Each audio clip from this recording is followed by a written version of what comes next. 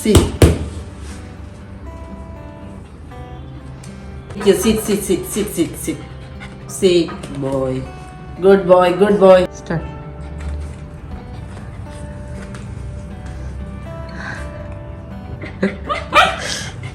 Max.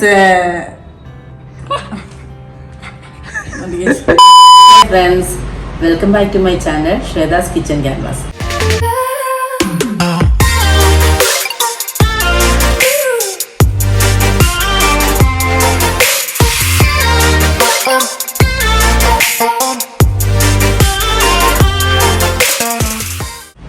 ഇന്ന് ഞാൻ ഉണ്ടാക്കാൻ പോകുന്നത് ഒരു ഏത്തക്ക ബോളിയാണ്.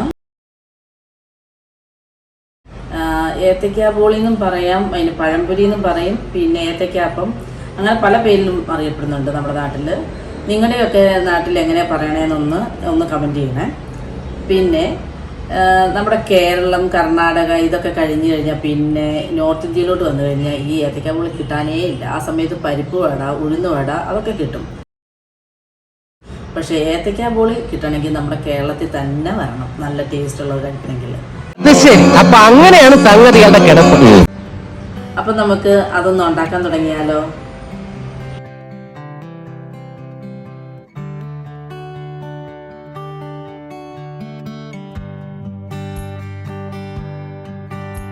ആദ്യം നമുക്ക് ഏത്തക്ക ബോളി ഉണ്ടാക്കാനായിട്ട് 1 കപ്പ് ഗോതമ്പ് പൊടി വേണം. ഞാൻ മൈദപ്പൊടി ഒരിക്കലും ഉപയോഗിക്കാറില്ല, അതുകൊണ്ട് ഞാൻ എല്ലാത്തിലും ഗോതമ്പ് പൊടിയാണ് ഉപയോഗിക്കുന്നത്. ഇനിയും 2 ടേബിൾ സ്പൂൺ അരിപ്പൊടി ഇടണം. അത് ഇച്ചിരി ക്രിസ്പി ആയിട്ട് കിട്ടണമെങ്കിൽ അരിപ്പൊടി തന്നെ വേണം. ഒരു 4 ടേബിൾ സ്പൂൺ പഞ്ചസാര. 4 ടേബിൾ സ്പൂൺ എന്ന് പറഞ്ഞാൽ ഒരു നോർമൽ മധുരമാണ്.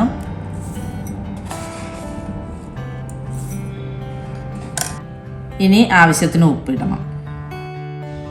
പിന്നെ അതിനൊരു കളർ കിട്ടാനായിട്ട് നമുക്ക് ഒരു 1/4 ടീസ്പൂൺ മഞ്ഞൾപ്പൊടി ഇടാം.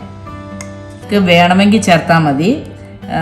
ചിലർക്ക് വലിയ കളർ വേണമെന്നില്ല, അത് അവർ ചേർക്കണ്ട. അല്ലാത്തവർ ഈ മഞ്ഞൾപ്പൊടി ചേർത്താൽ മതി, കളറൊന്നും ചേർക്കരുത് ഇതിനകത്ത്. ഇനി നമുക്കൊരു 1/4 ടീസ്പൂൺ സോഡാപ്പൊടി ചേർക്കാം. സോഡാപ്പൊടിയോ അല്ലെങ്കിൽ ബേക്കിംഗ് പൗഡറോ നിങ്ങൾക്ക് ഉപയോഗിക്കാം. ഇനി ഇതെല്ലാം കൂടെ ഒന്ന് മിക്സ് ചെയ്ത് കൊടുക്കാം നന്നായിട്ട്. ഉപ്പും പിന്നെ സോഡാപ്പൊടിയൊക്കെ ഒന്ന് നന്നായിട്ട് എല്ലാ വശത്തും കൂടെ ആകണം. അങ്ങനെ ഒന്ന് മിക്സ് ചെയ്ത് കൊടുക്കുക.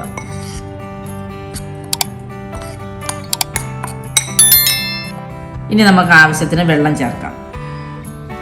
വെള്ളം കുറേശ്ശെ ചേർക്കുക.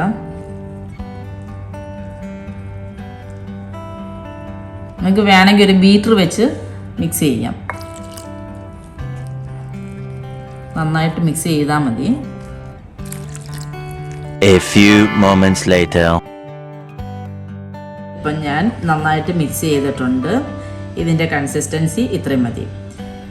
ഇനി നമുക്ക് ഒരു അരമണിക്കൂർ റെസ്റ്റ് ചെയ്യാൻ വെക്കാം. ചിലർ ഇതൊരു 4-5 മണിക്കൂർ റെസ്റ്റ് ചെയ്യാൻ വെക്കും. കാരണം എന്നാന്ന് ചോദിച്ചാൽ ഒന്നുകൂടെ പുളിപ്പിച്ചെടുക്കാനായിട്ടാണ്.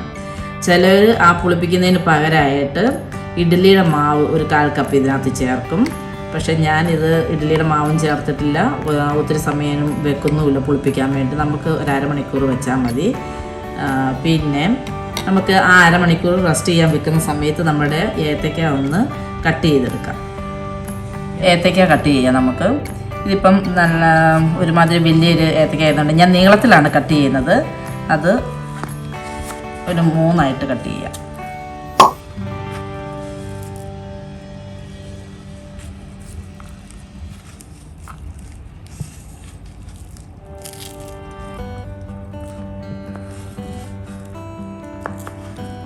ഇങ്ങനെ 3 കട്ട് ചെയ്യാം.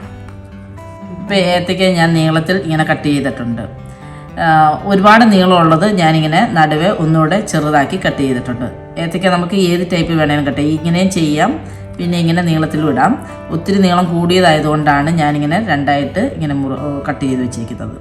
ഓക്കെ, ഇനി നമുക്ക് ബാറ്ററിനകത്ത് മുക്കി ഒന്ന് വറക്കാം. ഇപ്പം നമ്മുടെ മാവ് റെസ്റ്റ് ചെയ്യാനായിട്ട് അരമണിക്കൂർ വെച്ച് കഴിഞ്ഞ് ഇനി അത് നമുക്കൊന്ന് ഇപ്പം ഈ ഇച്ചിരി കൂടെ കുറുകി ഈ കൺസിസ്റ്റൻസിയിലായിട്ടുണ്ട്. ഇനി അതിനകത്തോട്ട് അതൊന്ന് നന്നായിട്ട് ഇളക്കി കൊടുക്കാം.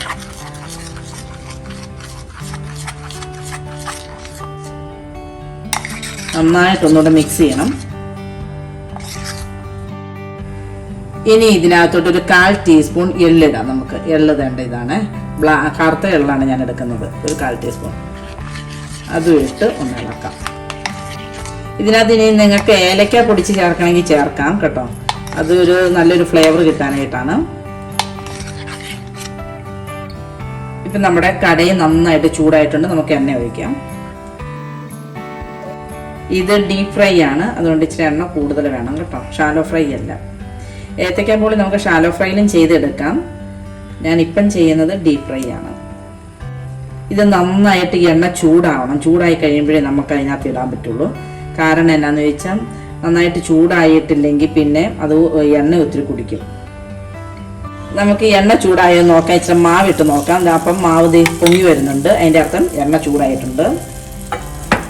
നമുക്ക് ഈ എണ്ണയിലോട്ട് ഈ ചെറുത് നമുക്ക് 2 വശവും നന്നായിട്ട് മാവ് പറ്റിയെടുക്കണം. എന്നിട്ടത് ഫ്രൈ ചെയ്യാനായിരുന്നു. ഇത് കണ്ട മാവ് ഇതുപോലെ 2 വശവും നന്നായിട്ട് പറ്റിയെടുക്കണം.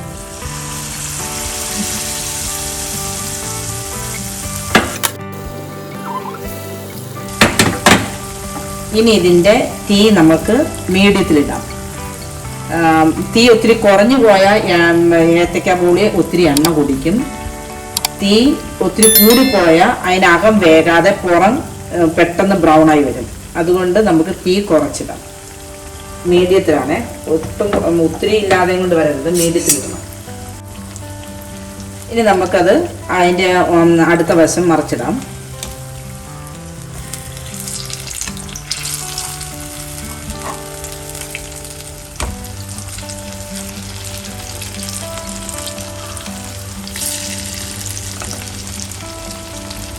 നമ്മുടെ ഏത്തക്ക ബോളി ഇതായിട്ടുണ്ട്, നമുക്കൊന്ന് എടുക്കാം.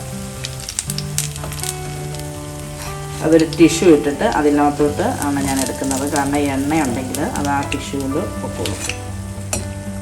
ഇനി അടുത്തത് ഇടാം.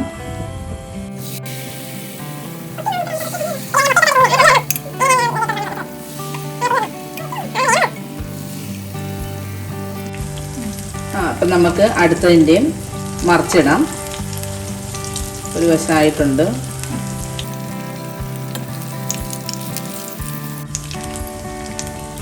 ഈ ഏത്തക്ക ബോളി കിട്ടണമെങ്കിൽ നമ്മുടെ കേരളത്തിൽ തന്നെ ചെല്ലണം. കാരണം കേരളം വിട്ട് കഴിഞ്ഞാൽ പിന്നെ കർണാടകയിലൊക്കെ കിട്ടും, പക്ഷേ നോർത്ത് ഇന്ത്യയിലൊന്നും ഏത്തക്ക ബോളി കിട്ടത്തില്ല.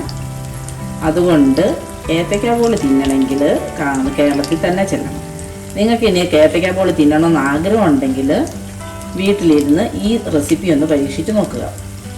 ഇതൊന്ന് നോക്കി നിങ്ങൾ അതിൻ്റെ ഉണ്ടാക്കിയിട്ട് എന്താണെന്നുള്ളതൊന്ന് എനിക്ക് സജഷൻ തരണം. ഇനി എന്തെങ്കിലും എക്സ്ട്രാ ആഡ് ചെയ്യണോ അങ്ങനെയൊക്കെ ഒന്ന് നിങ്ങൾ എനിക്ക് ഒന്ന് പറഞ്ഞു തരണം. ഓക്കെ, എല്ലാവരും അപ്പോൾ ഇതൊന്ന് ട്രൈ ചെയ്യുക.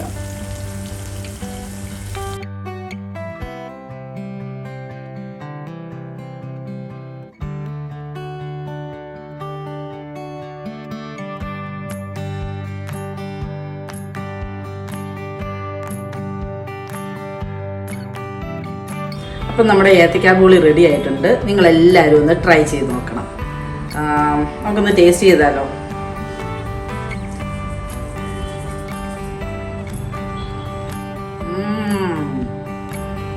സൂപ്പറായിട്ടുണ്ട്. ഒന്നെടുത്ത് നോക്കാം. ഒരു ചായ കൂടെ ഉണ്ടായിരുന്നെങ്കിൽ സൂപ്പറായിരുന്നു. നമുക്ക് ചായയുടെ കൂടെ ഏത്തക്ക ബോളി തിന്ന് ഒരു മഴയത്തൊക്കെ പോയി ഇങ്ങനെ വീടിൻ്റെ സിറ്റ് ഔട്ടിൽ ഇരുന്ന് കഴിക്കാം. നല്ലൊരു രസമായിരിക്കും. പിന്നെ നിങ്ങളെല്ലാവരും ഷുവറായിട്ടും ട്രൈ ചെയ്ത് നോക്കണം. എൻ്റെ വീഡിയോ വാച്ച് ചെയ്ത എല്ലാവർക്കും താങ്ക്സ്. അത് സബ്സ്ക്രൈബ് ചെയ്യാനും ഷെയർ ചെയ്യാനും ലൈക്ക് ചെയ്യാനും മറക്കരുത്. ബെല്ലൈക്കൺ ഒന്ന് ക്ലിക്ക് എന്നാലും നിങ്ങൾക്ക് ഞാനിടുന്ന വീഡിയോയുടെ നോട്ടിഫിക്കേഷൻ കിട്ടുള്ളൂ. പിന്നെ നിങ്ങളുടെ പുതിയ ഐഡിയകൾ എന്തെങ്കിലും ഉണ്ടെങ്കിൽ എനിക്ക് പറഞ്ഞു തരണം. Okay, by.